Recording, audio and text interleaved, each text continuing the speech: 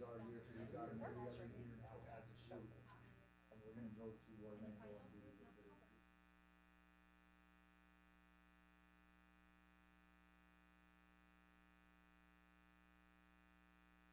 So we're sitting at a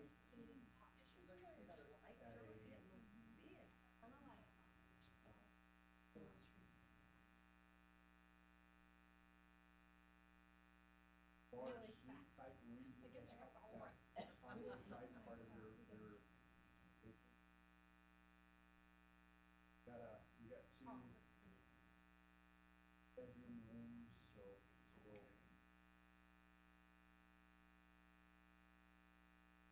Sounds like it's gonna be a ride. Yeah. And then, while we were living over in Europe, we had to, had kids come over. So we had one set coming out here and one set coming out here.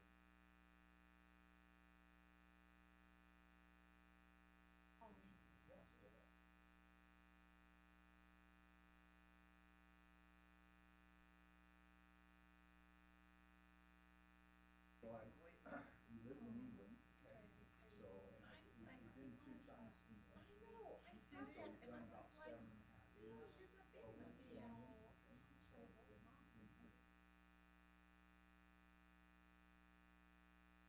A lot more up north by York. So we were only about a few hours away from Edinburgh.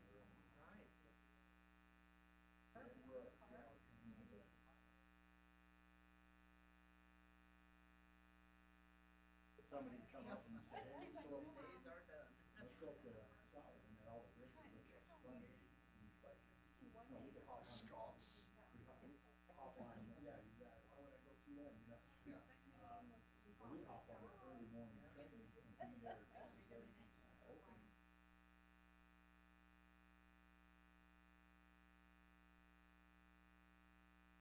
Well, so I've not been there. I know I have family from there. Kind of south and west from. Oh, that's awesome. Now it's a vacation as well. Sacking of York.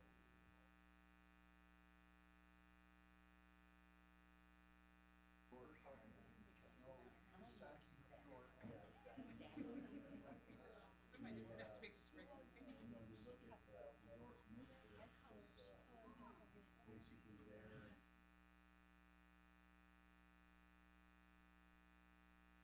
Oh, really? She didn't with the emperor, the northern emperor, and basically his father.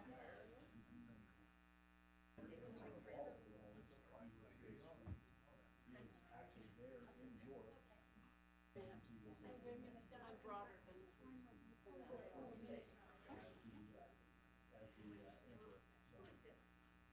So yeah, so there's pretty cool stuff like that to see how it is being.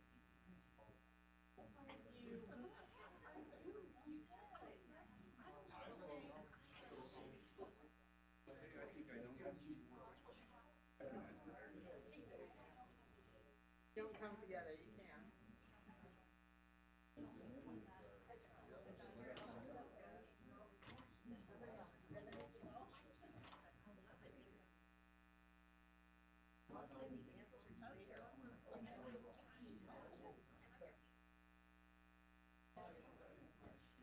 Sit down now.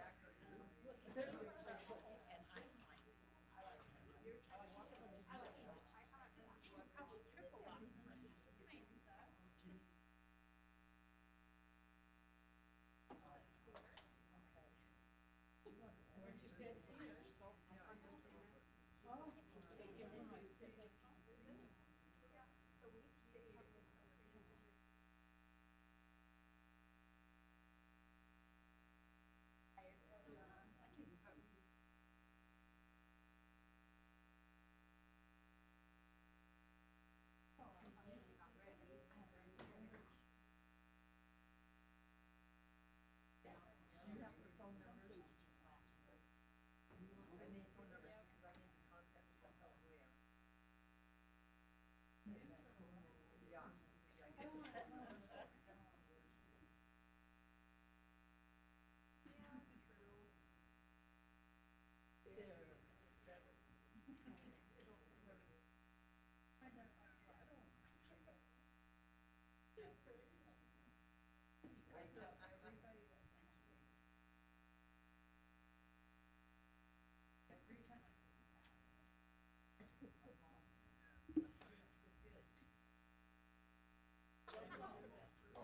So my kids, as soon as I typed, they like turn, they know it's me. They-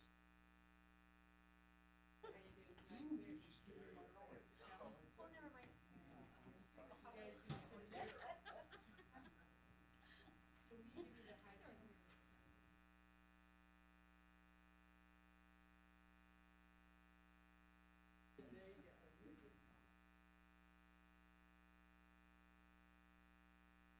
How are we doing on the likes being turned on?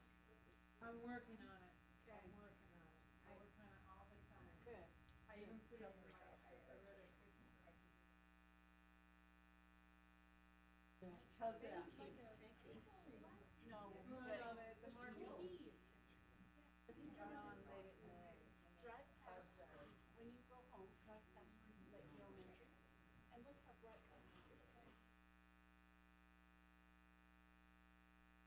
I work on You it, could light up a but you know, I have got it. I have a lot of power, I just nag, I nag. I have a lot of bounce. I really do, I just nag. I can really nag. And besides that, I have your phone numbers. That's good. I We'll have to hope talk you sometime. always do. I hope you will continue to. Hey.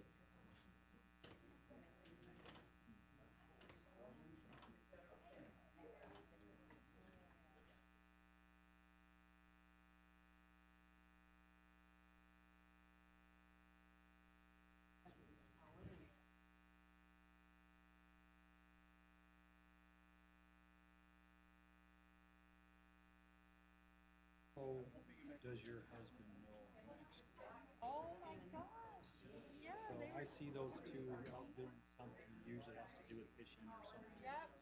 So it started with horses. Did it? Oh, yes. It started with horses, and so we got a horse, and he was a fox runner, and he trained a fox runner, and then they just got doing camp outs and packing in, and That's so cool.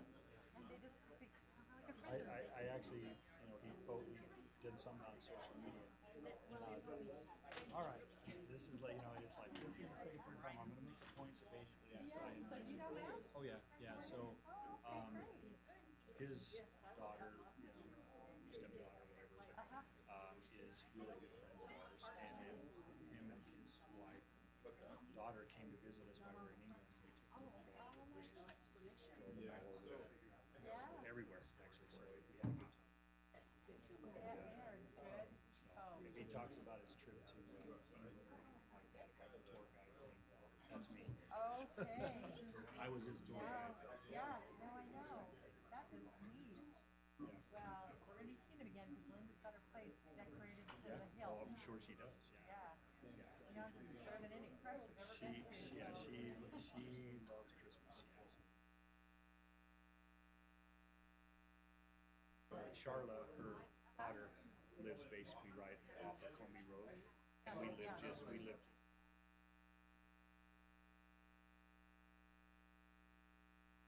Oh, cool. I'm so glad you made that connection. Yeah, it's like sitting there going, Thank you. I've been.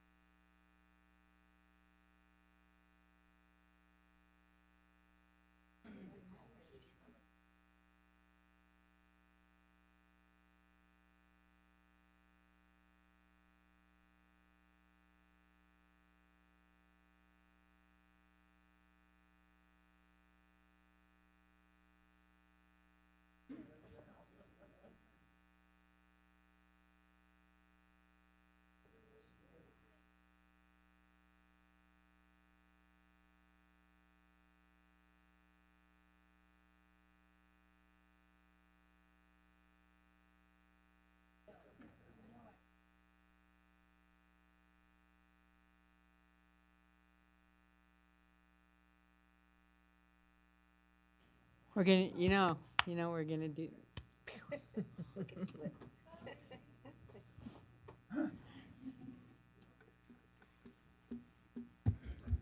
We ready? Thank you. Thank you for being here tonight.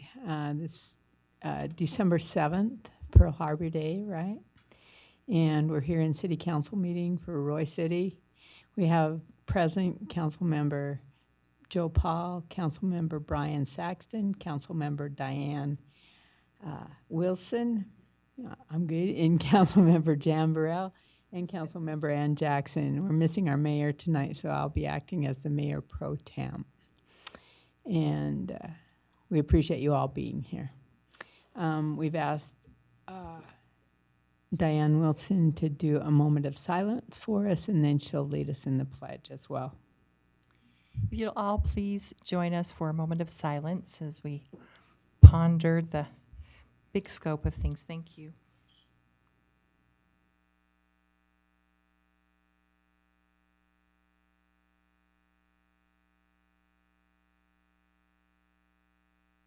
Thank you. And if you'll please join us in saying the Pledge of Allegiance.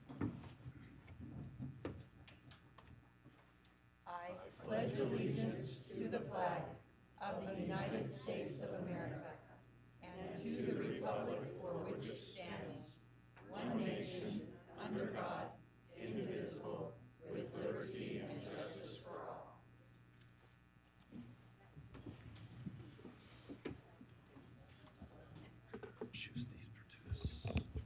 Thank you, Councilmember Wilson. We have just one item on the consent list tonight. It's the approval of our October 5th, 2021 Royce City Council meeting minutes and October 19th Royce City Council meeting minutes. Any discussion on that? There are just a few changes that have been submitted already. And typically what we do on that, just so you know, is we look at those changes and those have already been approved, and then we'll go ahead and approve those. Is there any other discussion? Okay, I'll entertain a motion to have those approved with the addendums. Second. So moved by Councilmember Wilson, second by Councilmember Paul. All in favor? Aye. Aye. Aye. All opposed? Thank you. Motion carries. We can now take some time for public comments. Is there anyone that would like to make public comment tonight? Please state your name, your address. Thank you. I am Kevin Homer. I live at 5398 South, 4000 West here in Roy. You may have received a little email from me about the rollout of the new Roy City website. So first of all, congratulations to Mr. Andrews and the technology team for getting it out in the first place. I'm going to be requesting some information about the budget for the initial rollout and the maintenance and cost for that website. Is that something that I can do here, or do I need to make a grandma request? You'll need to make a grandma request. Okay, I will do that. Thank you. Thank you. Thank you very much. Thank you for your comment, too. Any other questions or concerns this evening? Thank you so much. All right, we have some fun action items tonight. Our first resolution is the appointment and swearing in of a new Roy City recorder, Brittany Fowers, and we'll have her come forward if that's okay. And this will probably be Morgan's last official duty, right?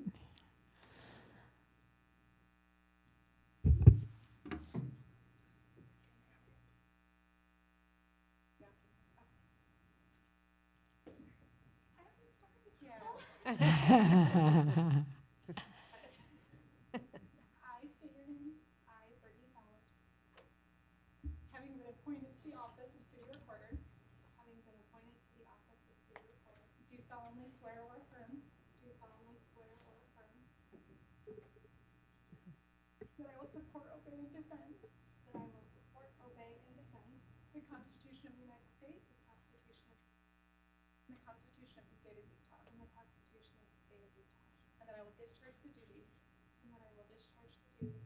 Of my office with fidelity.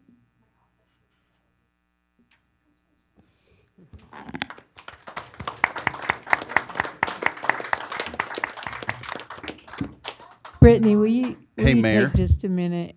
Before we go any farther, I'd like to make a motion that we accept the resolution appointing Brittany as the city recorder. Thank you. I'm sorry. And that will be a roll call vote. Okay, and we'll take a Somebody roll wanna call second on it? that. I'll second second it. that. Oh, okay. Sorry. Thank you, Councilmember Paul. Councilmember Burrell, Aye.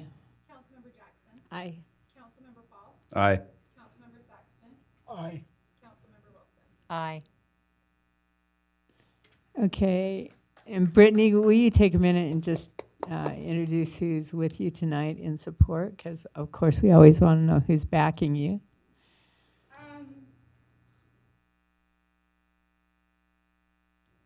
This is hard. My husband and my kids are here. Nikki has been. She's trained me for the last 4 years to be able to grow and move into positions. So she is here to support me as well. Natalie, our HR. Cody Paul from Parks and Rec. We have Shay and Brian Freeman. Brian was one of our officers as well. And then my mother-in-law is here too. Thank you so much. We look forward to a long and very illustrious career with Brittany. Thank you. Thanks for being here, and thanks for signing that. Now, before you leave, Morgan, we'll make you cry just a little bit more. We couldn't be more appreciative from the office and from the council for what you've done. You have been just such a great support to our team as well as to the city of Roy. And so we have a little going away for you that we've been holding until you were back this evening. So if you don't mind, we'll give that to you now.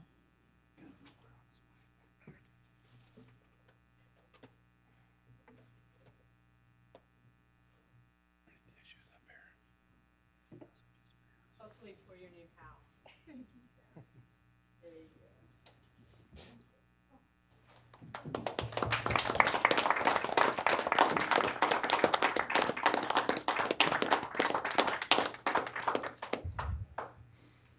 Morgan kind of has been my mentor too, because we grew up right in the same time frame. So thank you, Morgan, for all you've done for me personally and for the council as a whole. So Morgan, Thank you you, still have Morgan. the same cell phone? Yeah, if we have questions, can we call? Or, so I just want to make sure it wasn't a Royce City phone. That it's your phone. Okay. So my number and yours are always welcome to call. Well, Thank you. Thank We're wishing you the Thank you. very, very best. Absolutely. Yes, you were wonderful to work with. Thank you. Thank you. And again, I did tell these guys that when it got boring, he could put a thumbs up, and so I see he's already leaving. Brittany, your son is on his way out. They're done.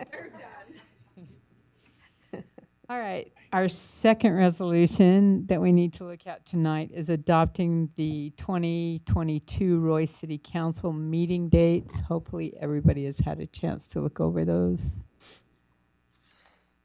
Yeah, I can speak about this. So Okay. every year we have to do this annually to adopt what day and time of the month that we're going to be meeting.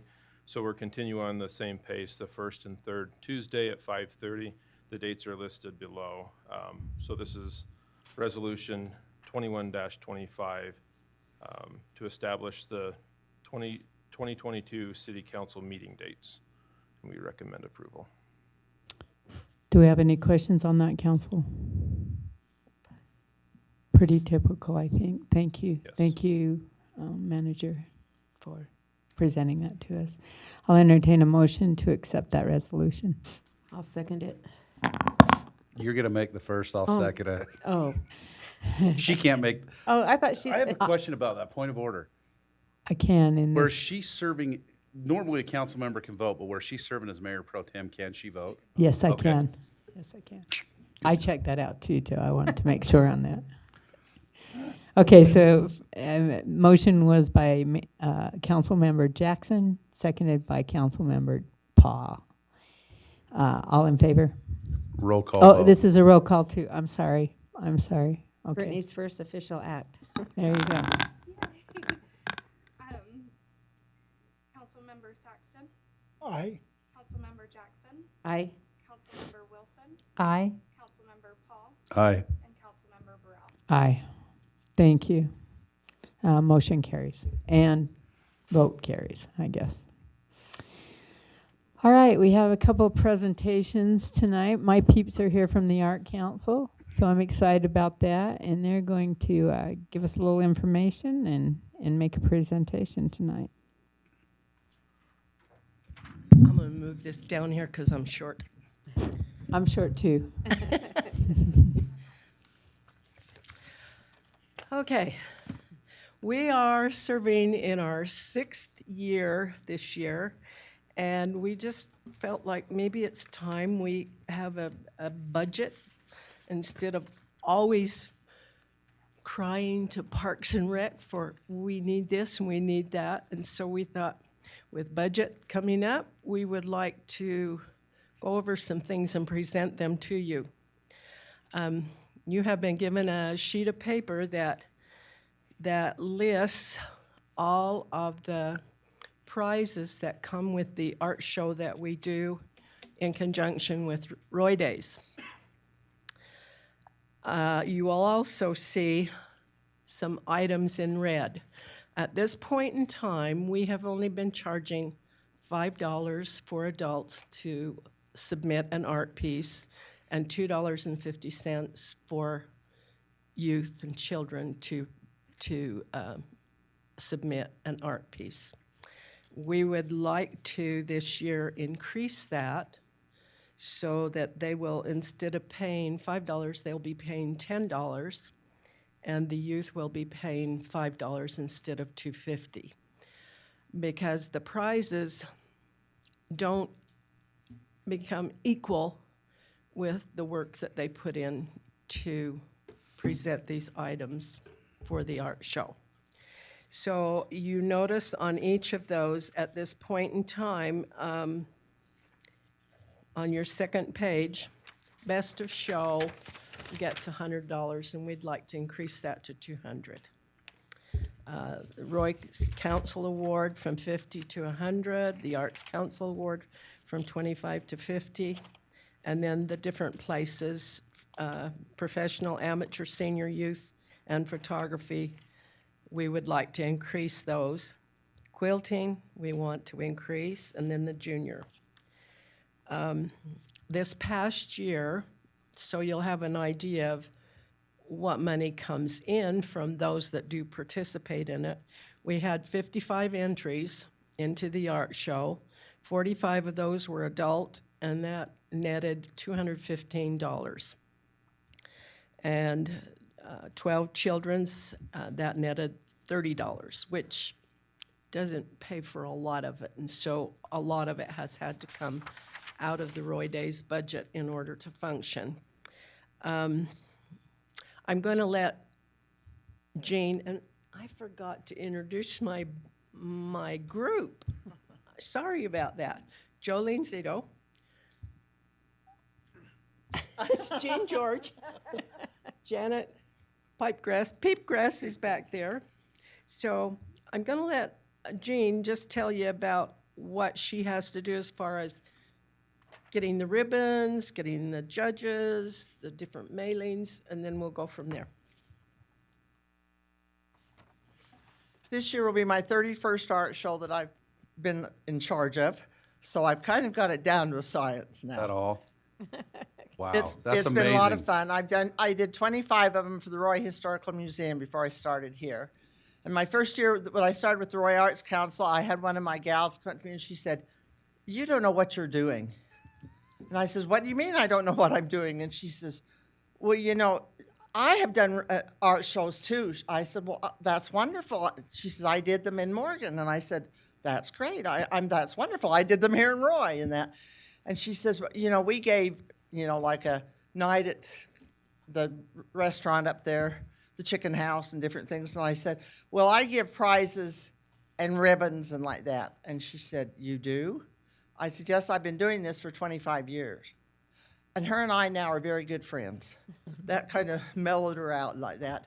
But it's real fun because you build up a rapport with these people that you're going to deal with every year. I deal with Ellis Printing because they do our back-to-back printing, and they're excellent. And they'll just call it.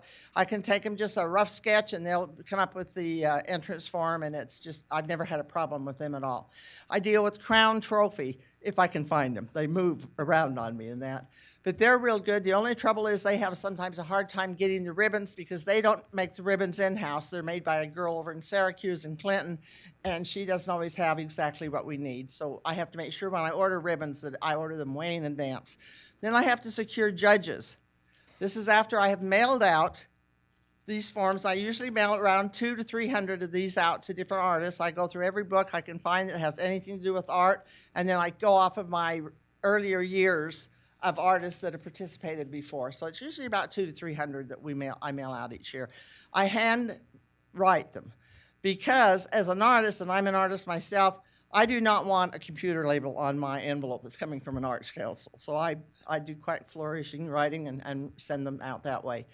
Then once I get those, then we start getting the phone calls, you know, and we usually run it in the council or in the Roy Days thing so that people know that they can call me and like that, and I get some real unusual questions. I mean, you just have to laugh at some of them, but it's a fun thing to do, but it's a lot of work. Then you have to secure judges. I always secure judges that are out of Roy because I don't believe in putting the artist's name on the piece, and I get a lot of flack from this. I have for 30 years now. People say, "Well, we want to know who the artist is." Fine, I don't care if you know who the artist is, but I don't want the judge to know who the artist is because maybe they like this person, maybe they don't like this other person. So I've always secured judges. They're always professional artists that I secure. If any of you know Keith Bagley from North Ogden, He has a huge studio in Jackson Hole. He has another huge studio in Scottsdale. He was one of my artists for 20 years at Roy Historical. He sells his paintings for upwards of $6,000 a piece. And I'd always say to Keith, are you sure you want to put paintings in the Roy Historical Museum and win $50? He says, this is home. This is where I come at that. This year we were lucky enough to get an artist out of West Haven. He's a Favero, and he is just an excellent artist. He has a studio in his home. He's a photographer and an artist. Because when you get into the field of photography, it's a whole different ballgame from art, your regular art, your painting and your watercolors, your things like that. So you want to make sure. We have people say, well, why don't we do pottery? Why don't we do tatting? Why don't we do this? We would love to do it, but it's the judges. And that's the thing. You've got to have a judge that knows what they're looking at so that they can give you a beneficial answer to why or why not the person is as good. We do quilts. We did quilts now for this is what, third year I believe that we did the quilts this last year. If you did not see our quilts this past year, you missed a show. Because it was just, they are phenomenal. These women work for hours and hours and hours on them, and they're hand stitched and they're beautiful quilts and that. So we've increased the show because I can secure quilting judges and like that. But if you've never been to the art show, shame on you because it's been around. But we need to get the word out more. Bar J, they're not local guys. They're from Jackson Hole. We're local. We ought to be able to get the same type of big signs as Bar J gets for this art show and like that. I love Bar J. I can hardly wait to go. You better talk to Mike Pusey about that. Is Mike the one in charge of the signs? Oh, I love that guy. He's in my ward. In fact, I'm going to talk to him anyway because I think he's a veteran, and I need to talk to him as a veteran. He's the king of the signs. His dad. Okay. Yeah. Because every time I see, we get these little tiny signs, and you go, whoo, there was an Arts Council sign, But every time I turn down by Kent's, there's a great big, flying. That'd have to be part of the budget. Yeah, we need a budget that will compensate us for these signs and that. But I do appreciate the sandwich boards that we got 2 years ago. That was great. And we do appreciate the library because they do a real good job for us. And we appreciate Mr. Flint and all the good things that he does for him and Jody because they're kind of our backbone and like that we can call them. Absolutely. And besides, we know where they live, So, but if you have any other questions, we feel that the increase on the amount for entry is an adequate thing, and it'll just make our show that much better. When we first did the very first show, when we started with the Arts Council, we had 106 entries, but we've gone down, and of course with things going on last year, we did go back up 10 from the year before. So, we'll ask our Parks and Recreation fellow to address that as he brings it forward in the budget. So I think we know what you've asked for, and we appreciate that. As I looked at with my 5th grade math, we're always, this is a service to Royce City. So just so you know, we're never going to make money on something like this. And we're not looking to make money. Right. We're looking to provide a service for our citizens and for an opportunity for our youth and our citizens. So that would be great. Now, the mayor were also able to do that. is very, very interested in us having music in the park. Before we go there, I have a question in regards to the art show and Yes. increasing the entrance fees. So we're talking about decreasing entrance, but now we're talking about increasing fees. How does that come together? Because oftentimes if the fees are increased, you would have less participation.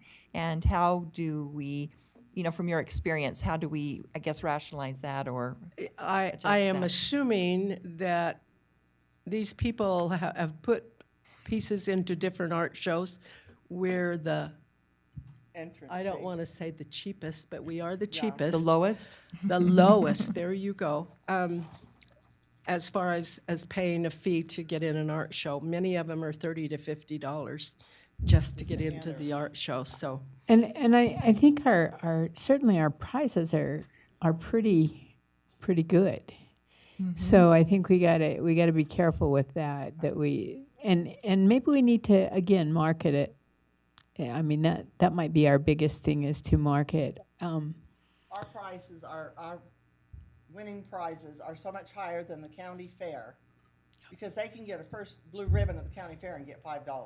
Well, what we want to do is make sure that they understand that as we market them, to get more entrants. Right. That's going to be our key. Thank you. So Okay, so we'll task some of our people. Mayor with that. also wants us to consider very strongly doing The music in the park. Music in the park. We do have the library on board for it, and it would be there outside their, where their little In their little theater thing amphitheater is, back there. amphitheater is. So we want, I have no idea budget-wise if we're going to have to pay, if they're going to be volunteers, but we're hoping to get that started this coming late We'll spring. look to our Arts Council to do some great things. They've done some great things for us in the past. I mean, think about what they really were the impetus behind our Halloween celebration, and they have always done the art show, and it's impressive. And Christmas so. boutique and the Right. gingerbread contest. So Which Well, was we'll greatly hoping those missed. will come So, back again. Yeah, hopefully those Sure, will be they will. reinstated and. So many this year when we turned the lights on, that afterwards they said, where's Where? the gingerbread contest? We said, well, we didn't have one this year. Well, where's the boutique? Well, we didn't have one this year. Well, what are we supposed to do between now and, and Santa comes? Go get some chocolate and donuts, So Yeah, anyway, well, budget's thank you coming for- up, so we want you to look at this carefully and Thank you. help If us you have out. any questions, please give us a call. Feel free to Will give us a do. call. Thank you. Thank you, Marge, Thank you very Jean, much. Jan, Jolene. Thank you so much for all you've done for us. All right, our second, and I think that will be discussed in the budget time, right, Travis? Yeah, We won't- absolutely. We won't make a decision on that tonight, but we'll certainly We bring will that forth work as with we. the Arts Council and definitely see what it is they need, and we will request it come budget time. Thank you, Take care of thank them you. ladies. They're outstanding. They're great to work with. Oh, and by the way, I didn't ever see anywhere in there that it mentioned their salary. Because I know it's zero. Thank you. Volunteer because we love it. There you go. Thank you. And they believe in the arts. All right. So our second presentation tonight will be by our great director, Travis Flint. He's going to talk about the Aquatic Center to us for a minute. Thank you. Just waiting for it to come on the screen. Oh, there we go. City Council, thank you for the opportunity to speak here today. We wanted to address the situation at the Aquatic Center and potentially propose 2 changes. The first change is in hours of operation, and it's real simple. We historically have opened at 11 a.m., and we would like to move that to noon. We'd like to move back an hour. The reasons for this, and this first point you're going to hear me refer back to several times throughout this presentation. 70% of our staff is 15 years of age at the time of hiring. This then requires us to structure breaks differently. We have our shifts typically last 4.5 to 5 hours. And this would allow us to cut them down. At a certain point, we're forced to give them a break at that time. Even though they get a regular rotation break as a lifeguard, we're forced to say, no, you can't do anything lifeguard-wise. And by doing that, it'll allow us, we had to bring on extra guards for that for the break shifts. It'll save us the money there, and it'll save us the resources and staff. The last 2 are maintenance. It's from a maintenance perspective. It's an older facility. People think the Aquatic Center is this new and young place. We're heading into our 19th, 20th year. And it's taking longer to maintain it. It's taking longer to clean it throughout our sessions. So from a maintenance perspective, it gives us that extra hour that really, really helps. Lastly, it puts us in line with other outdoor facilities. North Shore typically opens even a little bit later at 1 o'clock. Depends on day of the week for them, but it puts us in line with those. Travis, can I just ask a really quick question Please. right in the middle of here? Do we close at 9? No, we close at 6 o'clock on Tuesday through Sunday. Okay. So we close at 6 p.m. Yeah, the On parties. Tuesday through Saturday, we have private parties that come in. On Monday, we have family night in Royce City that goes until 8, depending on the time of the year, 8:30 as we start getting to later in the year. When it gets dark or earlier, it's 8 o'clock. And how about those private parties? How late do they run? Private parties will go, typically they start at 6:30 and go till 8:30. Okay. So our close time on every day is 8:30. Yes. Thank you. That's what time we close. We still have some cleanup. We Right, have right, to do right, right. garbage and some maintenance, but that's what time we kick people out. Thank you. No problem. The second change that we would recommend is change the season ending date from Labor Day to the Sunday prior to Weber County School District starting school. We'll talk about the reasons why we think that's important. The first one, as we mentioned earlier, we have so many 15-year-old staff members. And when school starts, rules change to what hours 15-year-olds can now work. And it becomes very challenging to make schedules. Quite often, we can't use 15-year-olds for our nighttime parties. They have to work a little bit different, even on the weekends, because of these rule changes. That's probably one of the biggest factors with that one. The next couple, staff morale and summer job is what we have here. And frankly speaking, the staff morale part of it, we asked, it was a very informal poll, 12 of our current lifeguards that worked at the Aquatic Center, if we thought this would be something that would intrigue them, it would help us recruit, if it was something they would like better.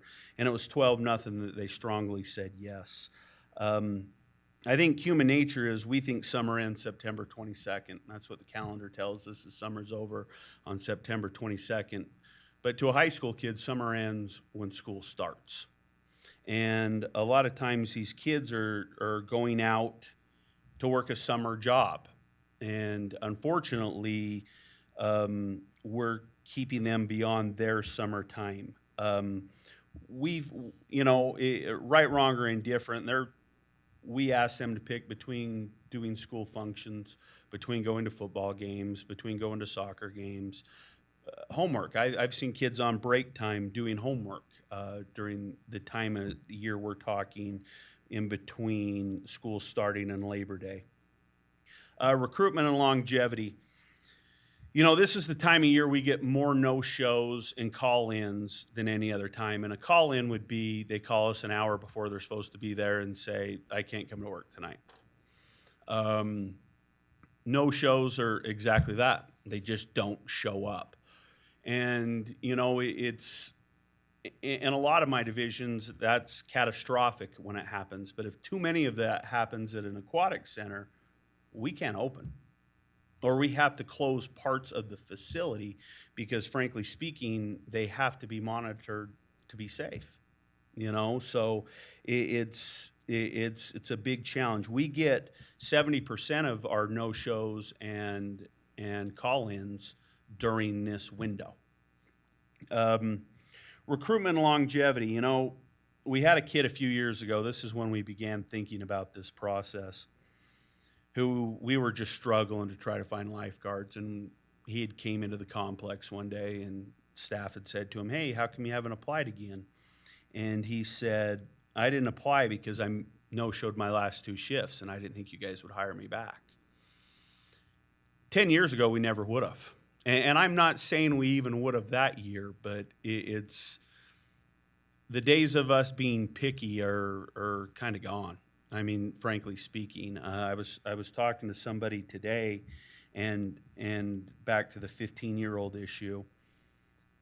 Our industry has a strong belief that is going to be the bulk of our employee base for a long time. We're one of the few jobs they can get. The ones that are very money driven, we're afraid we lose them to places like Sam's Club, Costco, McDonald's. It's a great job, and we hope we can create the kind of atmosphere that keeps us getting lifeguards. But to be honest with you, it's gotten more challenging every year over the last 4 or 5 years. You know, obviously we understand there's a financial component to this and what it would mean. We are proposing, all these numbers you see here are based on the 2022-2023 school year, which would be next year. School is projected to start on the 23rd of August next year, which means our last day would be August 21st, which is the Sunday prior. So that would be cutting out 6 operational days.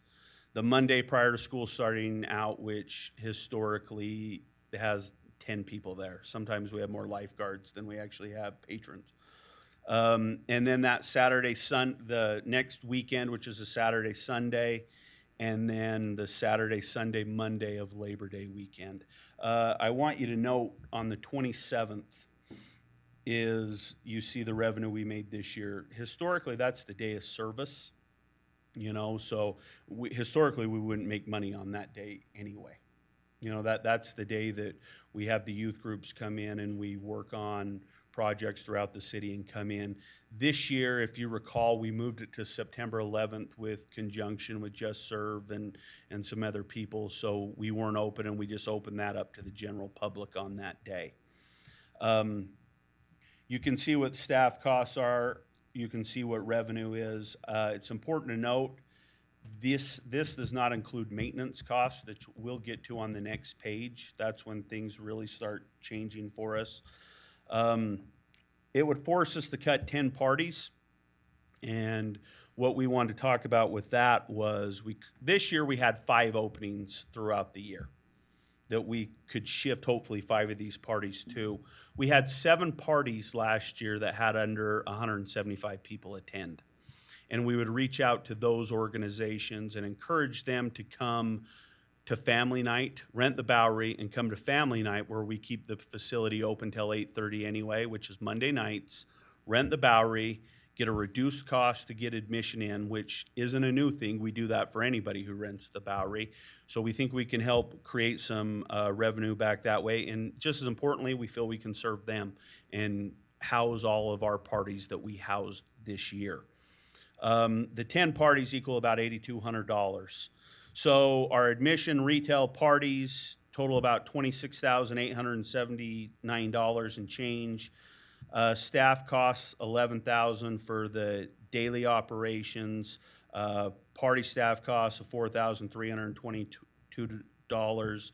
Maintenance, which that window is $9,960.15, and the minus off of the day of service that we wouldn't use, and you can see how much we spend.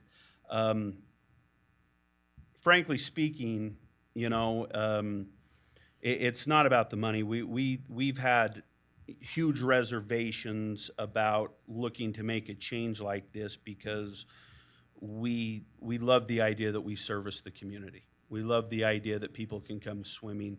That time of year, always a little bit of a crapshoot. You know, my predecessor told me one time, he said, swimming pools are pretty easy. If it's above 83 degrees, you're going to make money. If it's below, you're not. So that time of the year, it's a little bit of a crapshoot. These numbers that I presented to you were based on 2021. They were significantly higher in 2021 than they were 2019. Obviously, we weren't open 2020. The weather wasn't as good in 2019. I did a little research after doing this. Maintenance costs, you know, obviously that's a huge challenge, and we pay the maintenance costs every day. If we're open to the public during the day, the maintenance cost is the same as it would be if we weren't. It might be a little bit less in chemicals, but very, very negotiable. This last part is time for you guys to ask me any questions or concerns that you may have. Travis, would you go back to that slide that showed the revenue? One more on the dates. So the staff costs, and I'm guessing that the 3rd was actually Labor Day. Is that correct? That is correct. So the revenue for that day was pretty high.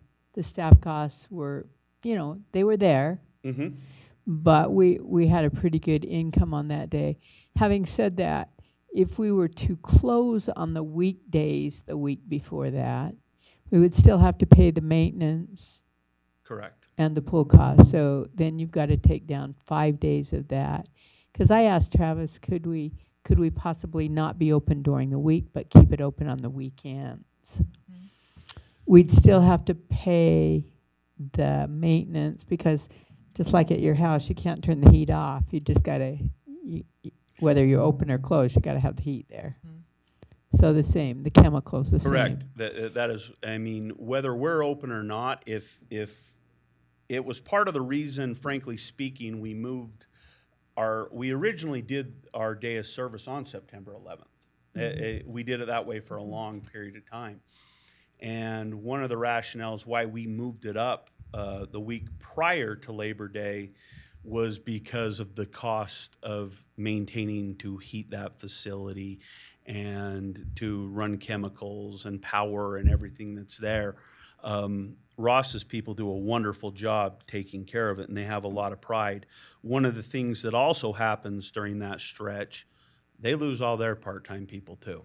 Right. He has about 6 part-time kids that come in and clean it and maintain it during that time. They're all gone too at this point. So it looks to me like, and maybe my 5th grade math is not very good, but it appears to me that with the cost of maintenance and the cost of staffing it, if we were just open on the weekends, we could almost break even. But the problem is, can we get that staff? Is that correct? Like I say, from our end, that's a huge challenge. Just knowing and watching it over the last 4 or 5 years of the amount of people that no-show or call in once we get to school time. And some of them, we've actually even started addressing it in the hiring process. With it, hey, this is when we close. Are you going to be able to commit even when school's going on?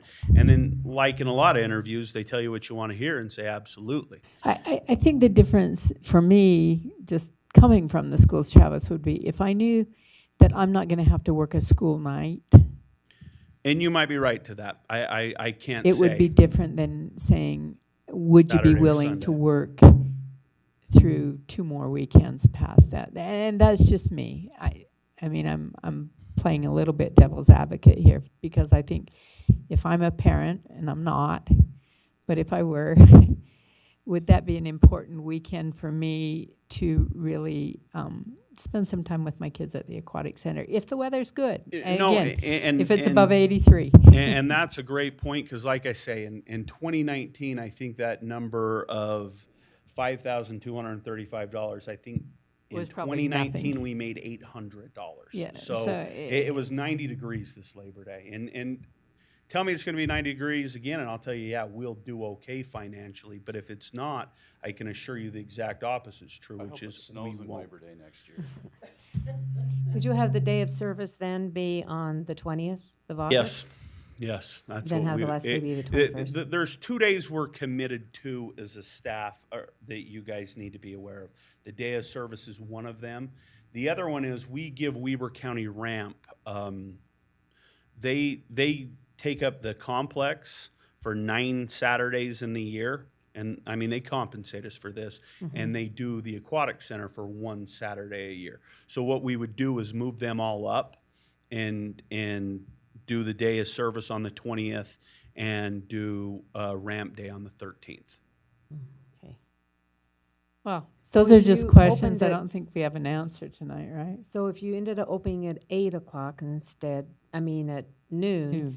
because my grandson worked there Mhm. cleaning for 7 to 11, then would you have those workers come in and work 8 to 12 or? I would leave that up to Ross and his team. They actually, I know, because I'm thinking. they for days. actually work for Ross, the maintenance part of it. I would leave that up to him and his team, and I don't even know if they've even thought about that. My guess would be no, because it's some days they are really, really, busting it to get done by 11, So my guess is they would probably just add an hour to it, but I can't say that for sure. Does the North Shore close earlier than we do? In the year? or Frankly like- speaking, it goes more of Jan's talking about where they kind of start eliminating parties and staying open on the weekend.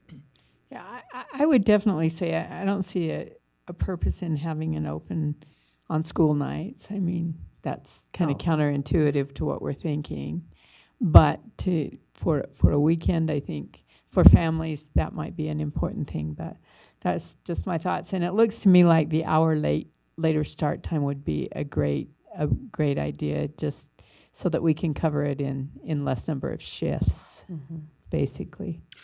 Okay, so to be clear, do you want me to come back and give you those numbers that it would be to keep it open through the weekday? I mean, to close it during the weekday and open it up in the weekend? I think that would be very reasonable to Might be consider worth that. doing. Just I That think would be those nice two to me, but weekend- I'm I not think going it's to two be here. weekends, So. isn't it? Could be one, it could be two. I will say this, it is critical, well, unless you guys say, bottom line, we're not going to be opened After the 21st. after the 21st at night, because part of the reason we needed to do this either tonight or the next city council is on the first working day of January, You take we open it up reservations. for reservations, and we need to be able to say, we're not going to be open for nighttime parties after August 20th. I think that's I think fine. that's probably pretty safe. Yeah, It's the weekends, I think. I do have a question for you from a maintenance and operational standpoint. If you close it on a Sunday and don't open it again until either Friday evening or Saturday morning, is that going to affect the operation? Like Jan said, you can't turn it off. You can't turn your boilers off. You got to and some of pay your- for it whether you're open. So or we're not. keeping it in operation whether we're, The meter's running. Yeah, the meter's running. And, But you and- don't have to pay your staff. If you think and I mean, it staff. might be worth, you're talking a weekend, or you're talking 2 to 4 days is the most you're talking. Yeah, I mean, based on school starting this year, it'd be 5, because I think I would really like to talk you out of the day before school, that Monday that, as I That would mentioned, be 8 fine. people show up. that nobody comes. As far as the weekends, that would be your 27th, 28th, 1st, 2nd, and 3rd, and I can get you hard cost of what that would be for those. So I can't see those figures really well at this point from this distance, but when you're doing it, could you take 2019 and 2021 and write what the savings would be or the extra cost would be by changing those hours? Could you do that summary? Absolutely. Okay, Absolutely. Thank you. I would say, though, from what I heard from the council, that we can safely eliminate the nighttime parties after school starts. I heard Joe say that. Yeah. Does that make sense? Unless you want to do Friday night. No, Okay. that's say that eliminate. is That's the hardest football night. and everything. And Oh, that's true. It's the hardest to staff. I'd say eliminate the weekdays, Monday through Friday. And Maybe those 5 weekend days. I can come back and give you a cost of 2021 and 2019 of what we made on those days and the maintenance cost for it. That's not a problem. I think we're going to have to be mindful of the maintenance, but also be mindful of the service that it provides to our community taking- on those weekend days. like, how many thousands of dollars a day is it keep it that nobody's there? Well, the maintenance isn't that much. Therein lies some of the challenges. Building maintenance has this brutal window that I'd call it. Ross knows better than I because he was in charge of building maintenance for a long time, where we have the Aquatic Center still open, the complex shuts down, and then we immediately go to Christmas lights. And it becomes a very big challenge for them. This would also, coincide with shutdown of the complex, which would allow us to do more work there instead of, because now Ross's guys have to go spend 4 hours a day cleaning and maintaining the pool instead of helping on shutdown at the complex. There's several factors for it, but I can get you The those cleaning and numbers. maintenance maintain it. wouldn't be as big, though, if they were closed. The operational cost would be the same, but the cleaning and maintenance, is that correct, Ross? I mean, we don't have to clean the dressing rooms if they're not open or whatever. We don't. Yeah. Right. So as long as, like you said, they in theory they'd come back on a Monday, clean them up. Have to go down every day because you have to test water, make sure boilers are still running, make sure your chemicals are where you're going to be. A little bit of maintenance, a little bit, but they're not going to have to do the cleaning like they did on Monday. Okay, thank you. So are you proposing that maybe shut the whole thing down on the 21st of August? I mean, that's and originally then just what to we open came it up till here the and talked. following Memorial Day. Correct. You could maybe do it 1 year and see if we have picketing. And those of you who will remember, that's how the old outdoor pool used to be. The one that was at Municipal was always, it opened the Monday school got out and closed the Sunday that school went back in session. But I guess I'm still just arguing that I think for a family that's been in school for a week and wanting a really nice family outing, that's still a really nice outing for a weekend outing. And I'm not disagreeing. If I disagreed with you, it would I spat know, in I the know. face of everything that I believe in. So, because we're never going to make money on Come back with the on this numbers kind of and stuff. we'll make a Thank you. decision next week. Thank you. All right. Thank you for the work. Yes, for thank you, presenting that. Travis. Yes, thank you for the thank you very much. information. Thank you for being judicious. I'm just going to stay up here as Please, we for the talk about the next one. ramp grant submissions.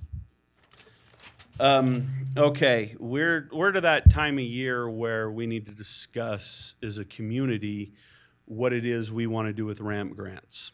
You know, we've had a few people on the council, the mayor, who've indicated looking at pickleball courts at George Wallen Park.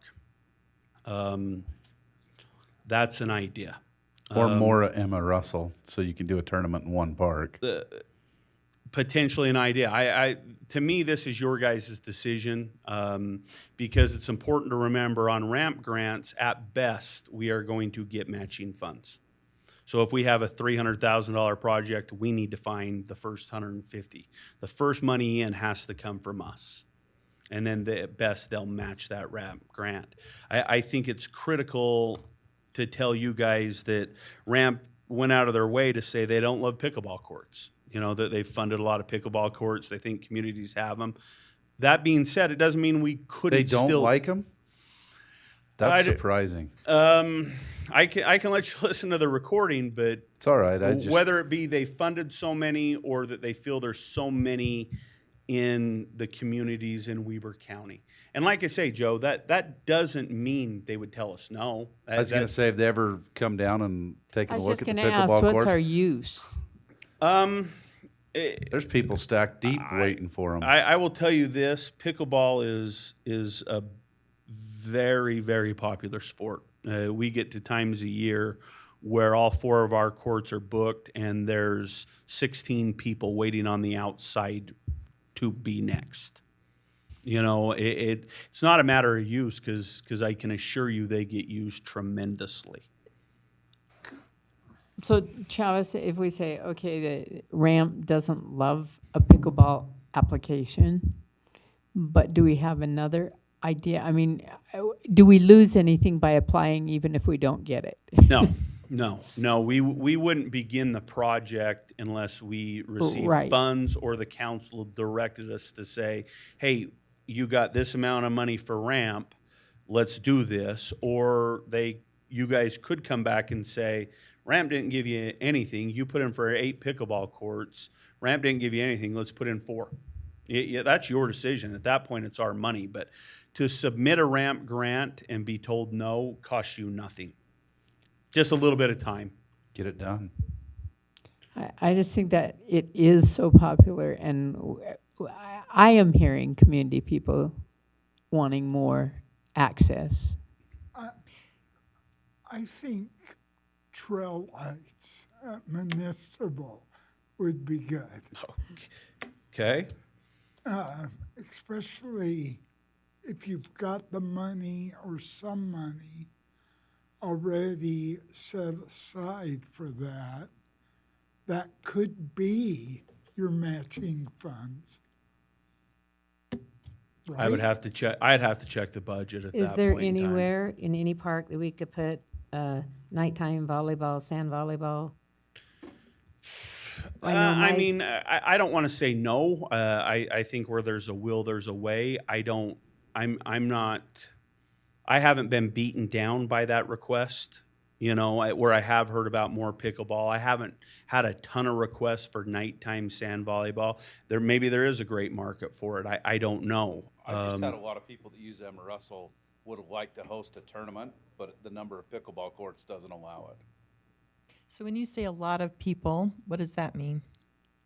Or wanting to? I know agencies that are interested in sponsoring pickleball I can tournaments. think a lot of people, a dozen or so, just people that I know that use it regularly that would like to see a seniors tournament or something like that. Or an agency tournament. They do their own separate sponsored tournament for people. So you'd have 12 people ready to sign up for something like that because they would get their own funding and that sort of thing. I even got into playing it when I was traveling and kind of found fun in it. So, do you have other ideas besides pickleball courts that might serve another need? I mean, it sounds like we could use more, but maybe there's another area that would be helpful. Sounds like lights at municipal. Do we know? I mean, we'd have to look at costs. We have trail and lights at use any of the of parks. that. We don't have trail lights in any park we have. Okay. I know Councilman Saxon's always really wanted that. I think we've looked into it. It's fairly expensive, to be honest with you.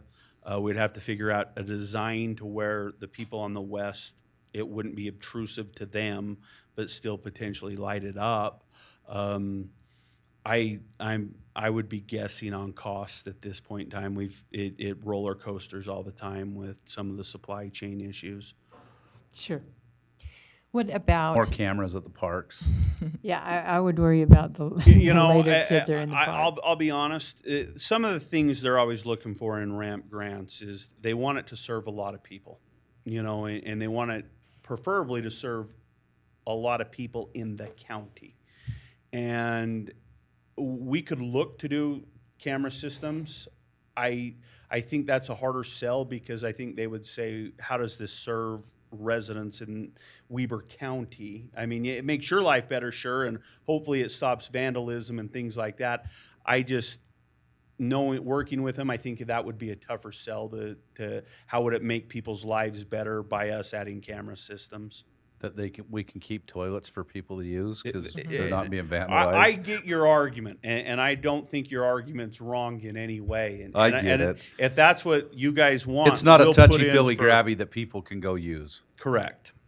So 3 questions. 1, is there a limit to the number of grants that can be That was my proposed? question. Because, I know time is going to be that.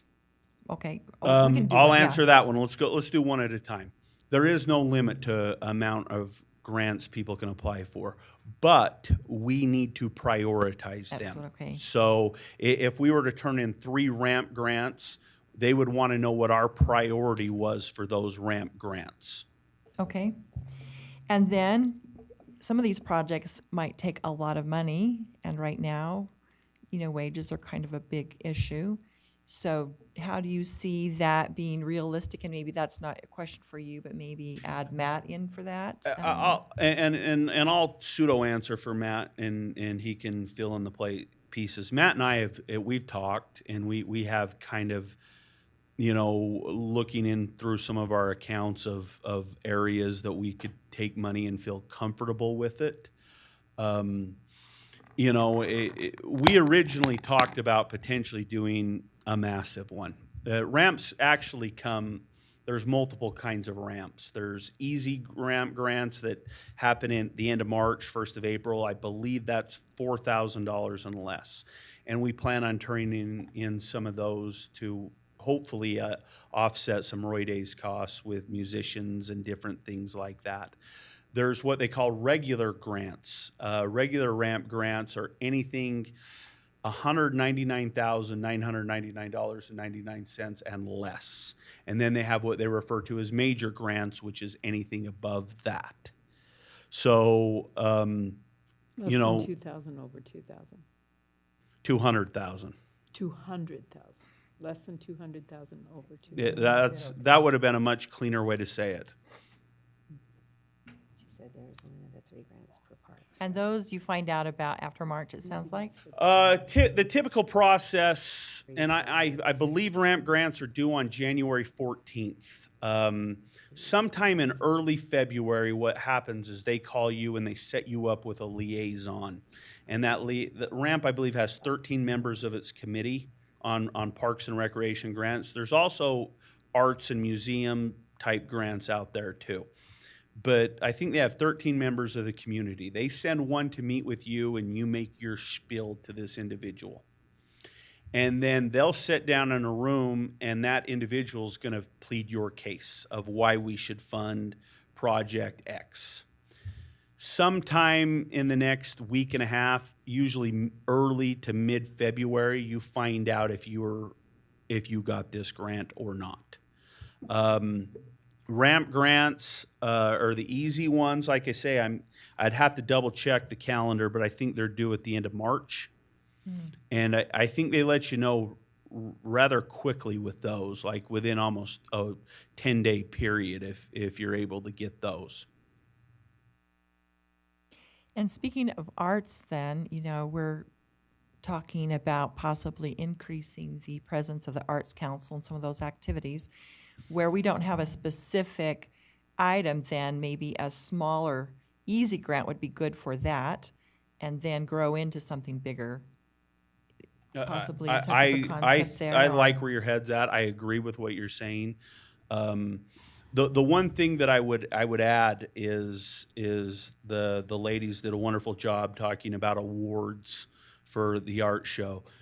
You cannot use ramp funding for awards or prize money. It's not doable for us. Now, could we get other? So that one is just off limits. But can you use it for marketing or?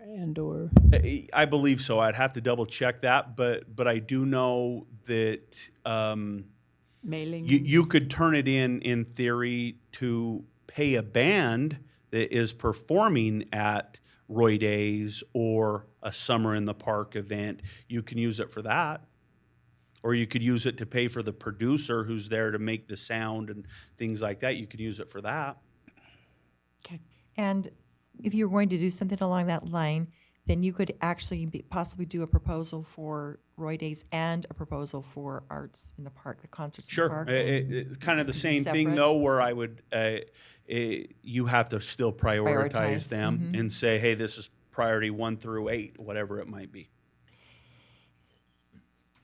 Thank you. Travis, you've answered our questions. I think we have some thoughts going forward that we'll have to. Okay, so do we want to do, what do we want to do? Do you want to tell me next time? I'm just kind of getting to the point where I have to start working on it. Well, I think that we could at least work on the 2 arts ones. I think 2 small arts ones would be really feasible. And the others, I feel a little uncomfortable with pickleball courts cost, $300,000 to put in. And we're going to have to match that by $150,000 or $200,000, and we're looking at wages. But I don't have all those numbers to feel more comfortable. But yeah, and I can address that one of those questions for you with cost. Typically speaking, a lot of the agencies around us, they get money from park impact fees where they have to spend it on parks and recreation. We do have the same thing with park impact fees. I don't know the number that we have in that account. It seemed like the last time I checked it was around $100,000. So there's some money in there. We also have sent money over to the capital projects account, and there's quite a bit of money in there. But like you said, it's all dealing with priorities. If we're spending it on this, we can't spend it on something else. So I hear you saying that there is money that must be spent on some sort of an art park or parks sort of thing. So it's already labeled for that, earmarked for that. Yeah, and that's kind of what happened with like the dog park. It was actually taken out of that account. And so it was earmarked that had to be spent on that. So there is money. I can't say it's at the tune of $150,000, but there is some money in there. And then would it be, if we have a lesser amount, then is it worth even applying for a grant that would do 1 pickleball court instead of 8? Or, or do we really need to go big and do it big You know, like where's that number I would turn coming that at? back onto you guys. You know, I mean, the number you felt comfortable with us putting in. You What know, is- quite often it almost saves you money to say we're going to do them in increments of 4, you That's what I know, was just gonna opposed say. to 1. Because you know? I would think that your ratio off, you know, is going to proportionately be much better if you're doing a few more, you know, because a lot of the cost is going to be the Yeah. same. Maybe we have a long-term plan of we're going to ask for it this year and see where we go, and the next year see where we go, and the next year, and eventually we have, you know, a pretty substantial facility. Because, you know, we have a big population in Royce City who is paying this tax. And so I think that for us to be able to get some of that tax benefit back, it makes sense to me. You know, it's really, I mean, we call it a grant, but really it's just getting some of your tax money back. You're paying taxes for this. I guess I'm perceiving this properly. And so to do something like that would be appropriate if we have earmarked Royce City money. certainly ought to ask for it. And so, Can you yeah. use that for like landscaping, like for trees and stuff like that? You know, get grants for that, or more bleachers for the parks and. Absolutely. Absolutely. You know, I mean, and any idea you guys have, we're open to. You know, it's just we want to make sure we're putting in what you guys want out there. You know, so if you have any ideas or suggestions, we're all ears. But you got to be rolling because you got to be developing because you got to do your research. You got to get your bids. That you're exactly right. Is you go through this process, you know, you have to get engineer estimates, you have to get bids, you got to get you have to get letters of support. You know, you have to find members of your community as well as surrounding communities that say, we like your idea. We think our people will help support this idea. It's not one of them things you can really throw together in a day. You know, we need a little bit of lead time definitely to pull it off. And again, remind me, Travis, when are those grants typically due? January April? 14th. January 14th, okay. No, they're always due the Friday prior to Martin Luther King. Okay. Wow, that's. Do we have any water fountains in any of our parks, or are they just vandalized so we don't put them in anymore? We got one at Municipal. That's the only real ones that my guys have fixed and put them up and fixed and put them up, and you know, we've spent hours and hours and thousands of hours doing it, and they constantly get vandalized. I'm not sure that's a. We're working on, and we're close to completing 2 of our parks with our camera systems. And, you know, obviously we hope that as they get up and running and the community gets to find out that we're recording them, that a lot of these problems stop. Well, thank you for you. It seems anyway that we're always hearing vandalism at certain parks, but isn't it all of them? Yeah. I mean, there's no doubt that all of our parks have been affected with vandalism. There's no such thing as a park that hasn't been vandalized. We do have areas that are worse than others. You know, I mean, in full disclosure, I even vary my walking time so I can catch him, but I'm probably going to need bail money if I catch him. Well, don't get yourself in trouble, but I hope you catch him. Take a picture of them. You walk that. That's the park you walk. Emma Russell. Yeah. I walk it at night, morning, all kinds of hours. And one day I'll do it. I'll catch him. I'll sit out there with my ghillie suit. So that doesn't help you because you need us to give you an idea of something to start working on, right? But we feel that we need to know what the money could be, right? I just looked it up, and we would have the money to support something of $150,000 with park development fees. Those fees need to be spent within 7 years, and we're pretty early on some of those fees that we've collected, but we do have the funds for it. And what else would we be using those funds for? Park development, anything park related to improve the parks.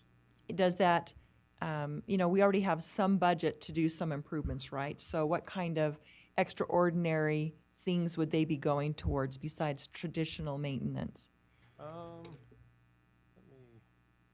Or are they really pretty much meant for big projects? So this last year, we did Roy West Park Trail that was also a match with ramp. There was an Emma Russell fence toppers, security cameras, demolition at Roy West Park, and park amenities at Municipal Park. That's what was budgeted. That's the type of things that go into that fund. So if that's all used in one big project, does that put us at a problem, you know, in the future where we don't have a lot of development funds coming in? I think it's all in the priorities. If we see other priorities, if we see that pickleball courts up there is a priority that we want to see, I could say that we could go with it. But also, like, we can't put in for a ramp. Well, we could, but the cameras are unlikely for ramp. That's where a lot of the priorities have been with a lot of the money that we've been spending. So it would go against the other camera systems in the park if we do spend it on that. Okay, thank you. Well, I mean, my ideas are on the art stuff because that's a little more down my line, but those are small ticket items, so. Yeah, I would anticipate those would probably qualify more for easy grants. Yeah. But, okay. Thank you. I would agree with that council member Wilson, though, that it is our money to apply for. We need to be applying for it.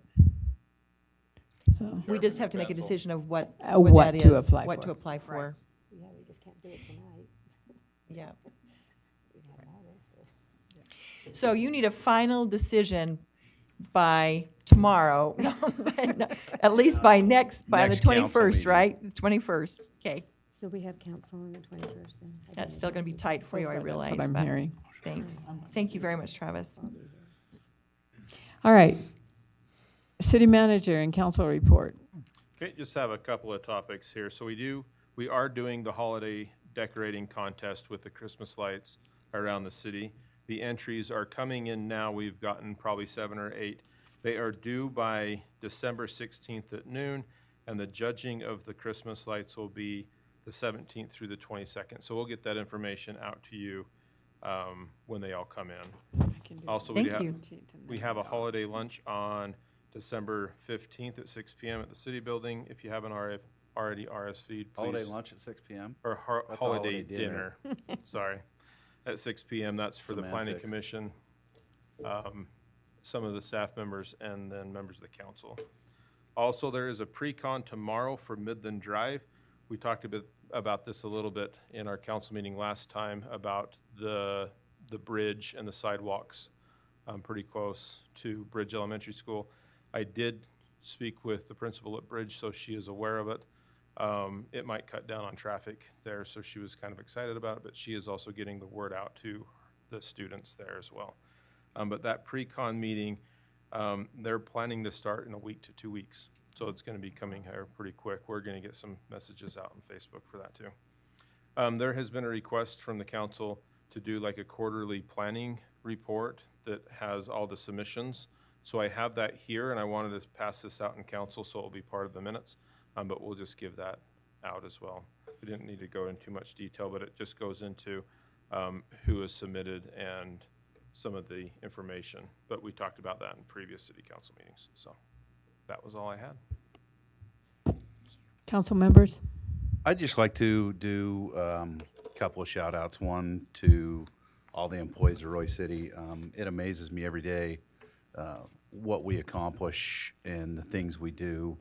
I talk to people outside of this community, and I talked to a guy today at lunch that lived in Roy for several years and had moved out, and he said they moved out to get the house they were looking for, but he misses the community feel and the things that the city does. So I'm very appreciative of that. And another thing, because he's here, I'd like to give a shout out to Ryan Cowley and Weber County Elections.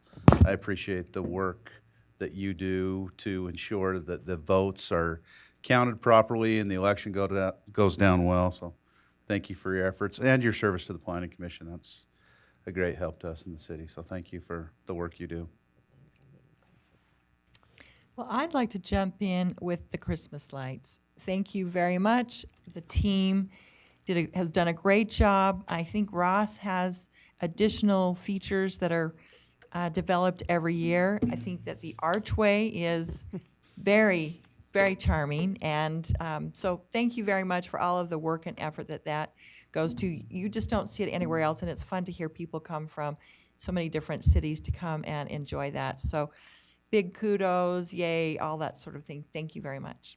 I believe it brings traffic into our city too. Me too. Which is, you can't measure the economic development that does, but it does bring traffic through the city. So. It does, because even looking back, 10 years ago when I didn't give much thought to it, we used to go to Layton or we go to the lights in Willard, but now, we bring people here and walk them around the things that go on. And you always stop for something. And I love driving down 1900 and seeing the red and white poles wrapped.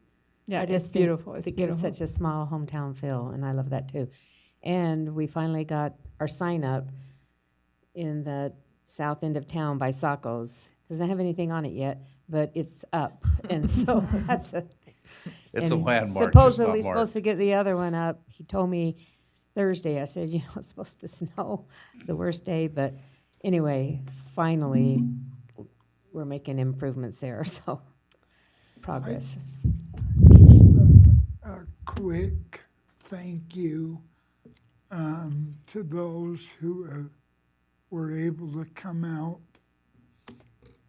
to the grand opening for Fast Signs. They'll be a great addition, they really will, to this community for many, many years. It's good to have the Benions back in the community. Yeah, sure. Thank you. So, anyway, and there's more to come. Thank you. And so, All right, I guess I get to close tonight.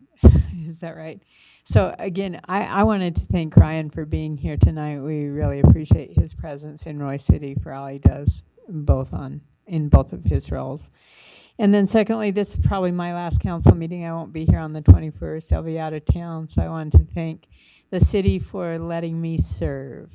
It has been my pleasure. I've learned so much, and I just appreciate that. So thank you so much. And I so appreciated my fellow council members for the collaboration and the good feeling that exists there. I think that's a critical piece to moving Royce City forward. Appreciate so thank you. You've brought a great aspect to the council. So thank you. Thank you very much. Yeah. I think we've come to the end of our agenda tonight. I'll and make so I that would motion. Thank you, Let's Joe. adjourn. And Second it. Thank you. All in favor? Aye. Aye. There we go.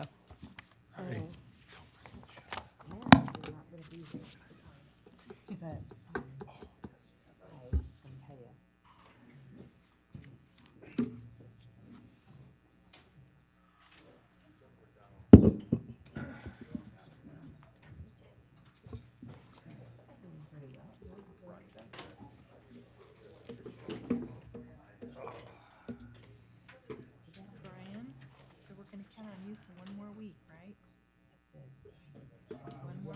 One more meeting, I mean. Good. Yeah.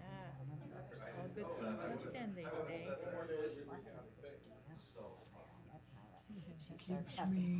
keeps me busy.